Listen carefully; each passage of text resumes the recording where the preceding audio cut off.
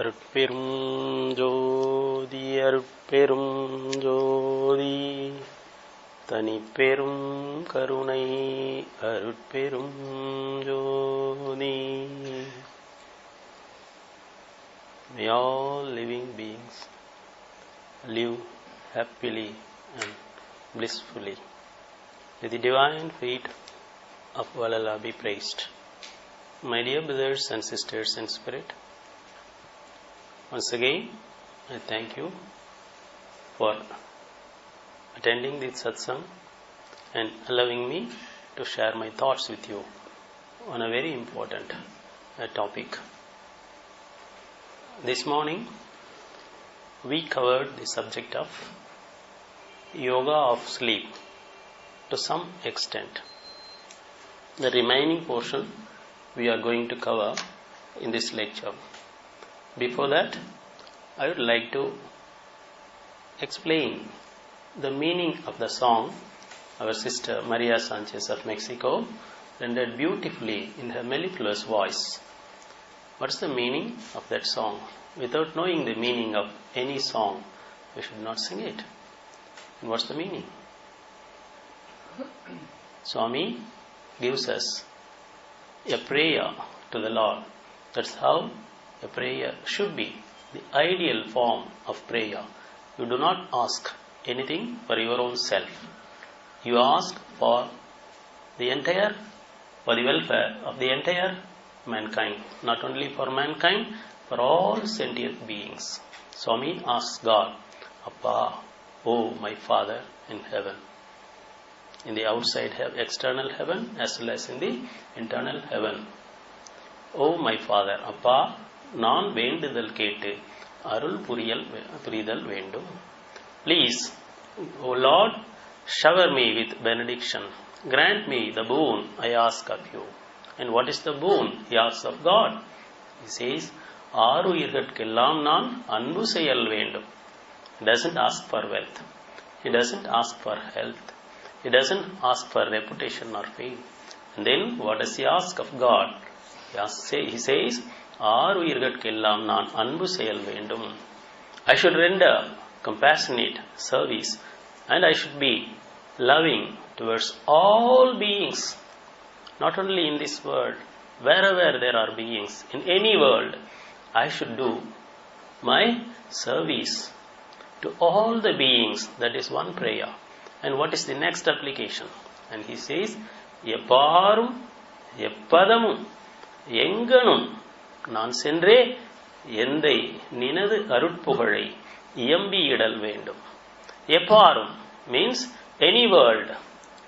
எங்கனும் எப்பதமும் all the seats of gods in all the worlds, wherever there are beings. எங்கனும் wherever there are beings in the far off corners of the universe. I should go there. For what? I should go there for propagating the message, the divine message of compassionate service to all beings. எப்பாரும் எப்பதமும் எங்கனும் நான் சென்றே எந்தை, O my Father. I should teach them your message of total love and compassion. எங்கனும் நான் சென்றே எந்தை நினது அருட்புகழை இயம்பியிடல் வேண்டும். And then தப்பேது நான் செய்யணும் நீ பொறுத்தல் வேண்டும். If I commit any mistakes, if I commit any sins, please forgive me of my mistakes. எந்தை தப்பேது நான் செய்யணும் நீ பொறுத்தல் வேண்டும்.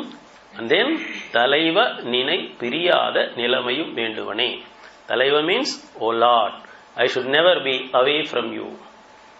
Your presence should always be within me.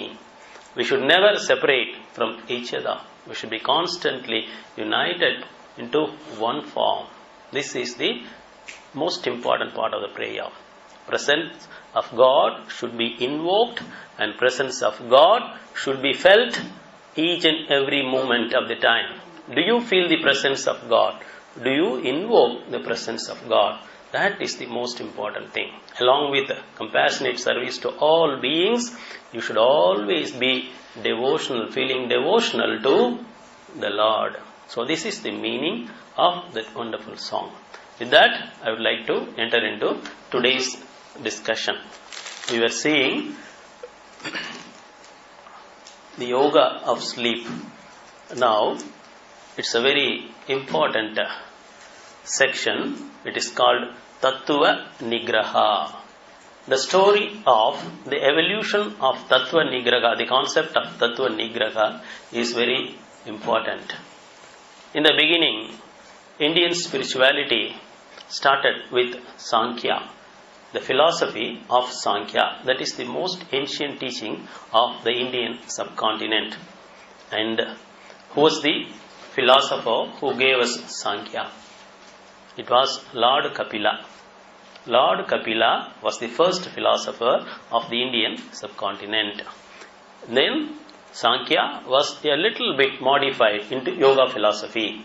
Later it was adopted by Lord Krishna in the song celestial called Bhagavad Gita. So we find in the first chapter, in the second chapter of the Gita, Sankhya Yoga. What is meant by Sankhya Yoga? But the basic fact about Sankhya Yoga is that Lord Kapila, though he is supposed to be an incarnation of God, did not believe in God. It's a materialistic system. It's a materialistic system. So anyone can adopt that system, can follow that system. What is meant by Sankhya? And Lord Kapila says, this human body consists of 24 elements or tattvas. This human body consists of 24 parts or tattvas or elements. Now, the world is supposed to be made up of Panchabhutas, 5 elements. This is philosophy. Real philosophy may be a bit a hard nut to crack, but please listen. Without understanding this philosophy, you can never understand yoga or Vedanta or Siddhanta or Sanmarga. No Indian philosophy you can understand without understanding these basic things. So, I am going to narrate it in an elaborate manner. Please forgive me. Now, you have to understand these things. 5 elements, Panchabhutas. The world is made up of Panchabhutas. What are the 5 elements? Bhutas in Sanskrit mean elements. What are the 5 Panchabhutas elements? Earth, water, fire, air and space, Akash. You can see 3 things, but you cannot see 2 things. What are the 3 things you can see? Earth, you can see. Water, you can see. Fire, you can see, but you cannot see air and space. Is it true? Yes and no. And no. What is the purpose of yoga? To see these 2 invisible elements is the purpose of yoga. With the practice of yoga, you can see air as well as space. If you are capable of seeing the 4th element air and the 5th element space, you are already a yogi. What is the purpose behind doing pranayama? By constantly watching your prana, this air, your breath, ultimately one day you will be able to see the color of the air that goes through your left nostril and the color of the breath that goes through your right nostril and the color of the air that goes through the central column called Sushumna. The left breath that is going through the left nostril is called Ida Kala. Kala means breath. Ida means left. And the air going through the right nostril is called Pingala or sun. The left is supposed to be the moon and the right is supposed to be the sun, Pingala. And what is the central column? It is called Sushumna, the subtlest of the subtle channel in the body. So you can see the difference between the left nostril breath and the right nostril breath and the central column breath. You will be able to see with your own eyes. When the mental eye is opened, you will be able to see. What is the purpose of pranayama? To see air in its true colors and to differentiate between Idakala, Pingala and Sushumna. That is why you are asked to watch your breath. And how can you see space? By meditation. By meditating on the third eye region, you will be one day able to see the space. Not only this physical space. Just look out through the window, you can see the sky there. That is space. Here, the entire hall is full of space. But are you able to see? No, you are not able to see. But one day, with the practice of yoga, when your perception is trained to a minute degree, to a subtle degree, to the causal degree, then what happens? You can see the space and its atoms. If you are able to see the space, you are already a jnani. If you are able to see air, you are already a yogi. If you are able to see the space, atoms of physical space, then you are already a jnani. Then you can worship God in the form of space. God can be worshipped in 4 forms. That is what Indian spirituality teaches us. How many of you have seen the temple at Chidambaram? Please raise your hands. The temple at Chidambaram. How many of you have seen? Yes. Those who have not seen the temple, you should visit it. And after visiting that temple, you should also go to the nearby town called Vallalar, just 30 kilometers away from Chidambaram, and Swami Vallalar has built a beautiful octagonal temple called Jnanasabai. You should see that also. If you can see these 2 architectural messages, yes, it is message given to you in the form of architecture. It is pure knowledge. If you write it in words, the meaning of the words could be distorted. But if you write it in the form of architecture, the message will be always the same. That is why these temples were built. And what is the secret of the temple at Chidambaram? Only at Chidambaram, which was built some 2000 years ago, God is worshipped in 3 forms. God is worshipped in the form of the idol of Nataraja, the worship of form. And next to that, you find God is worshipped in the form of Shivalinga. It is formless as well as form. 50% form and 50% formlessness. Uru, Aru.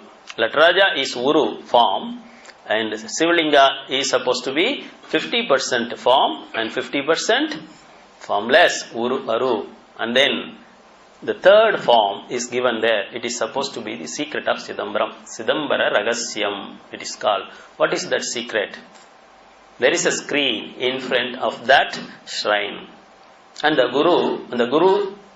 priest will remove that screen and you will see empty space there. There the Lord is worshipped in the form of space. Aruvam, formlessness. God is worshipped in the form of Aruvam or formlessness. But are you able to see that space? Are you able to understand what is there inside that space? And what is the ultimate secret? There is something in that space which was not revealed to ordinary human mortals like us for some 2000 years. That was supposed to be a secret. You have to find out for yourself. If somebody says, I am a jnani, he will be taken to that shrine and he will be placed in front of that shrine. Now, mister, you see what is inside. If he says it is only empty space, no, you have not attained jnana. Your perception is not up to the mark. Go and practice meditation. Practice love and compassion. Sharpen your consciousness to that level. One day you will be able to see the mystery solved. This was going on for some 2000 years.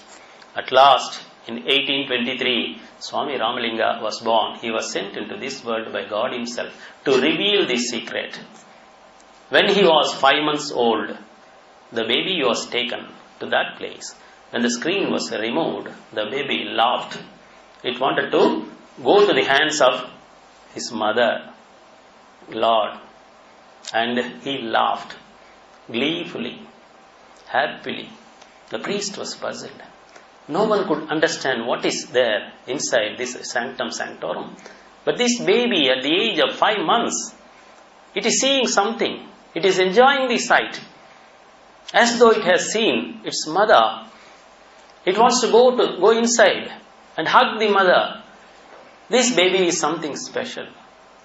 And what this baby saw when it was just 5 months old, it wanted to reveal to all mankind. So it built a new temple called the latest form of Chidambaram. The old Chidambaram temple was called Purva Jnana Chidambaram. Purva means ancient. Jnana Chidambaram. With temple of wisdom. And the Swami built Uttara Jnana Chidambaram, the latest temple of wisdom. And what is there? What is shown in this new temple at Vallalar? Swami places one mirror. And behind that mirror, you see only Jyoti or light. Why does Swami put that screen of mirror instead of this? Before the mirror, there will be 7 screens in 7 different colors. Swami says, here Maya is in the form of 7 screens. Your ignorance is shown in the 7 forms of colors, 7 forms of screens. With your heat, subtle heat, ignited by doing penance, by doing your meditation, by doing your prayer to the Lord, heat could be produced, subtle heat could be produced in the body. With that heat, you can dissolve all these 7 screens, and after dissolving these 7 screens of ignorance, you can see the mirror. What is that mirror? What does it represent? That mirror represents space.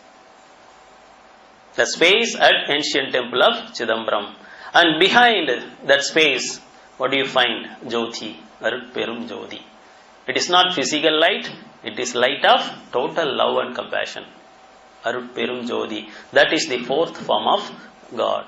Those who are capable of seeing Lord Arutperum Jyoti inside their forehead are supposed to live forever. That will give you the immortal life. So, for that reason, Swami built a temple, the 2nd temple of Chidambaram, temple of wisdom, the latest temple of wisdom. So, you can see space. When your perception is so subtle, when your sensitivity is increased to that level. Okay, so 5 elements, bhutas.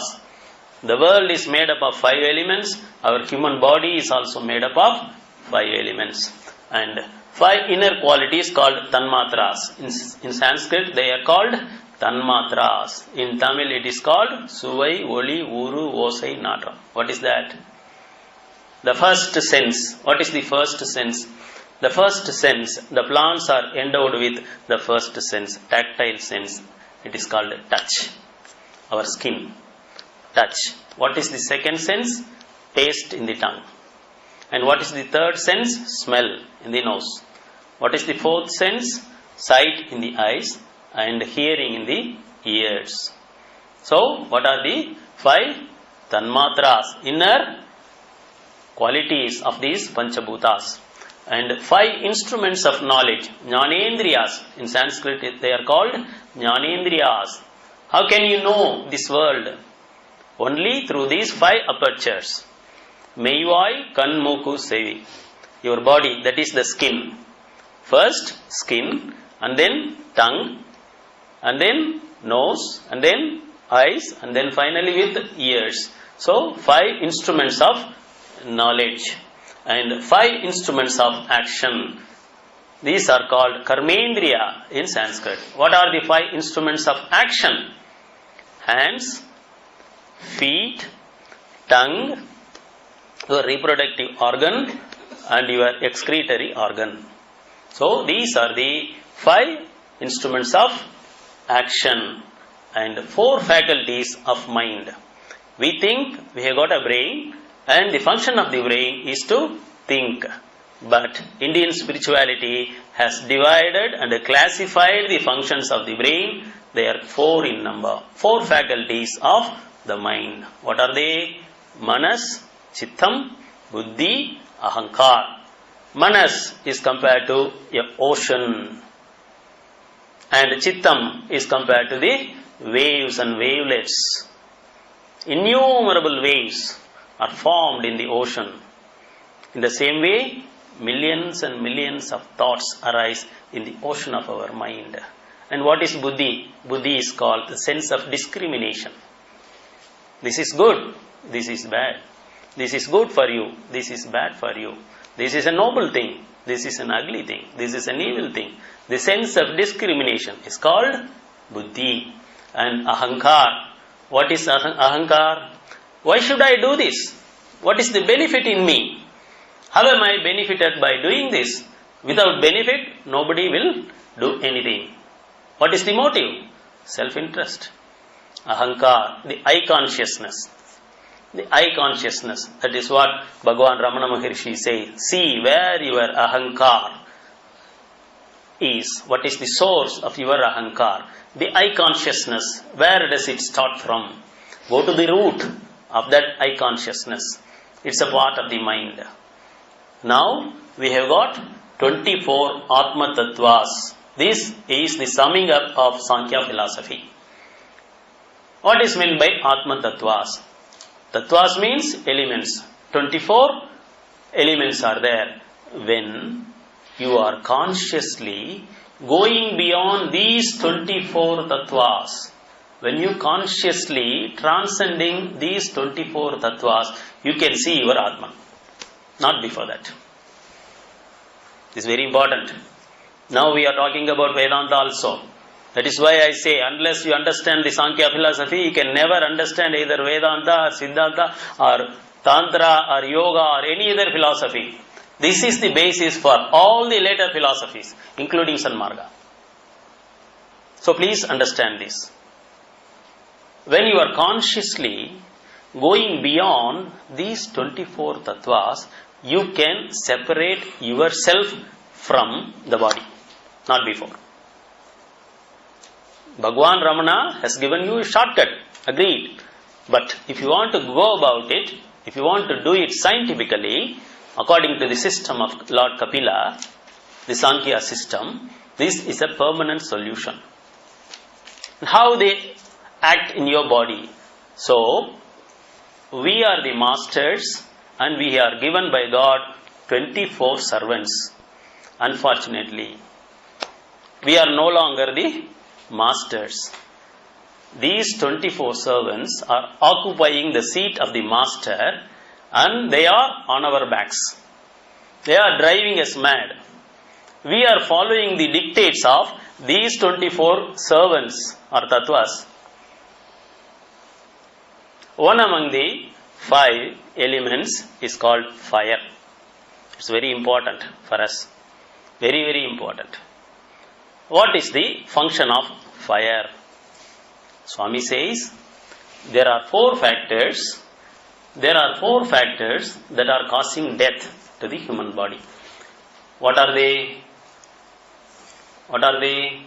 Food, sleep, sex, fear. Food, sleep, sex, fear. These are the 4 things that cause death to the human body. That is the discovery of Vallalar.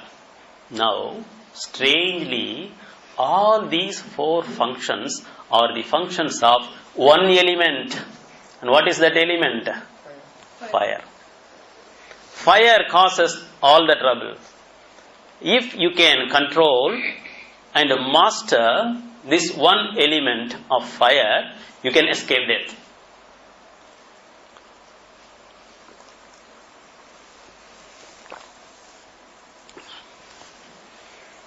Now, I am drinking this water. Why? The element water is not up to the mark in the body. I lack it. So, I have to take it now. Okay. In the same way, all these 24 elements, they have become the masters and we are its servant. The roles are reversed in nature. The roles are reversed. The servants have occupied the master's seat and the master is like a beggar doing the dictates of these 24 servants. Now we have once again to reverse this role. We should become the master. We should occupy the seat of the master, and we have to be the lord of these 24 servants or tattvas. That is yoga. That is real yoga. That is what we are doing from yesterday. Now, these are called 24 Atma Tattvas. When you are capable of consciously transcending the dictates of these 24 Tattvas and you bring them under your control consciously, then you are the Lord. Then you are a self-realized soul.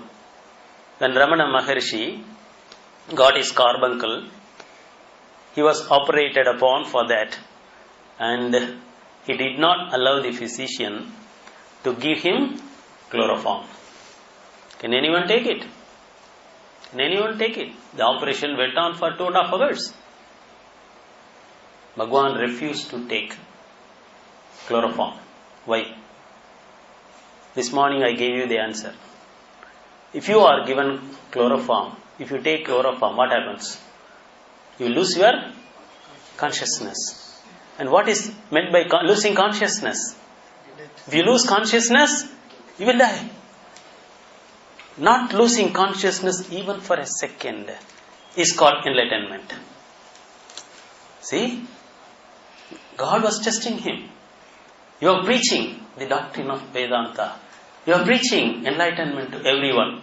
Can you take the test? Can you prove it to the world? And Bhagwan proved it to the world. The operation was conducted without chloroform. How was he able to do that? He was able to separate his Atman from the 24 Tattvas. That is real self-realization. That is real conquest of nature, internal nature. Not going to the moon with the help of a rocket. Separate the 24 Tattvas from your Atman. You can separate your Atman from the 24 Tattvas and retain it. He didn't feel the pain. If he had felt the pain, what would have happened? That was what was expected of him by the doctors. The doctors said, Bhagwan, it will be very painful. The operation is going to be for more than 2.5 hours. It is going to be very painful. When the pain advances to a certain level, you will automatically collapse. He didn't collapse. I don't feel the pain. Say, because he was able to separate the body from the soul. What is happening at the time of death? Soul is separated from the body and the soul is taken over by the Lord of Death. What a jnani does? A jnani does it even before he is dead. Even now, while he is able to live, he is able to separate his soul from the body. So, when the Lord of Death arrives, he is able to separate his soul from the body, and he doesn't give his soul into the hands of the Lord of Death. He is retaining it within himself. He is the possessor, he is the Lord, the proprietor of the soul. So, who becomes an Atma Jnani, self-realized soul? One who has mastered all the 24 Tattvas. This is called Atma Tattvas. Why? Once you transcend these 24 Tattvas, you become yourself, you realize yourself. Then only you can say, I am the master of my soul. That is why they are called Prakriti Tattvas or Atma Tattvas. All the 24 Tattvas are only Jadam, inert, inorganic matter. And the soul is a spiritual matter. You should know the difference. Okay, we are